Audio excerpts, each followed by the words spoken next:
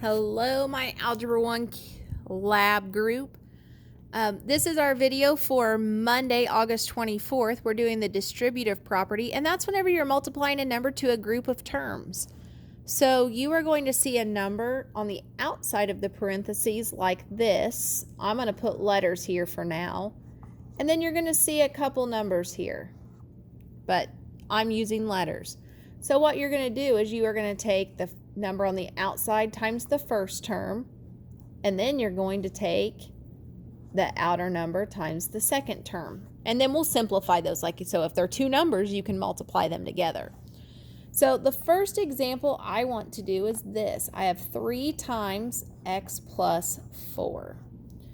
So on this one, our number that we are distributing is on the outside. We call that that's our 3, and then the two terms inside we're multiplying to are x plus 4.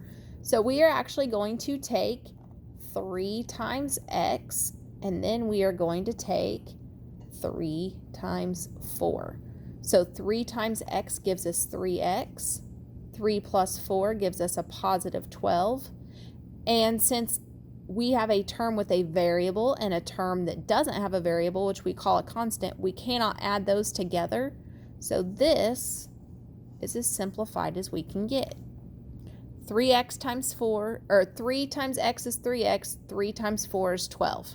And that's all we can do at this point. Now we're going to use this concept to solve equations next week. Now we also can distribute a negative number.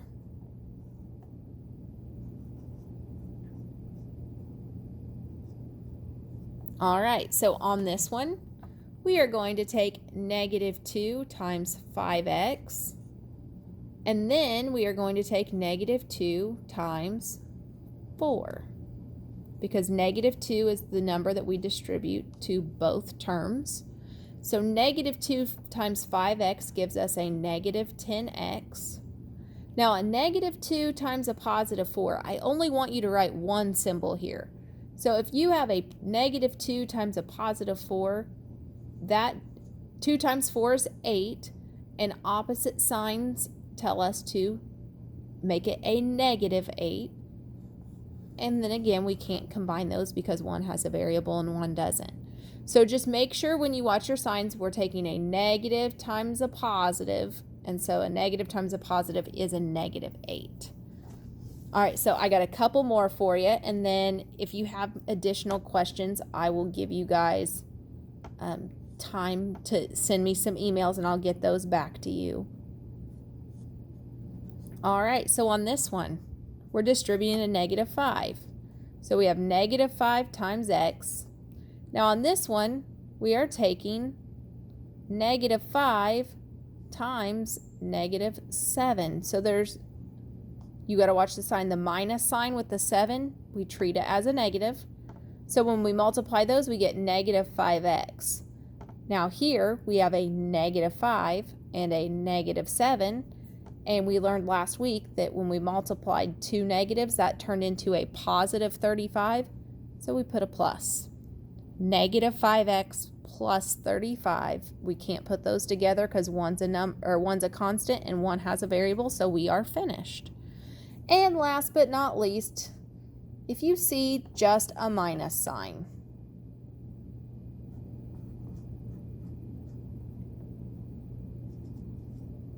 all right, so when you see just a negative sign, you just distribute the sign. So here it would be negative 3 plus negative 8.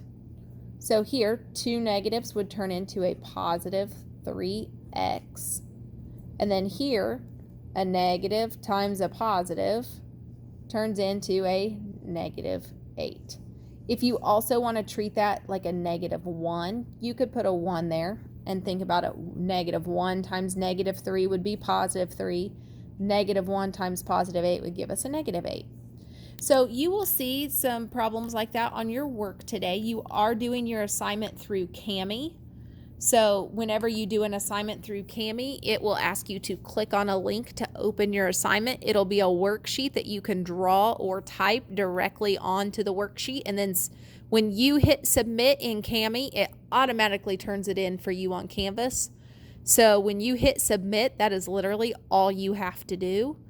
And I will see all of those. And if you have any other questions or concerns, don't hesitate to email me, and I will get back with you as soon as I can. I hope you guys all have a great Monday.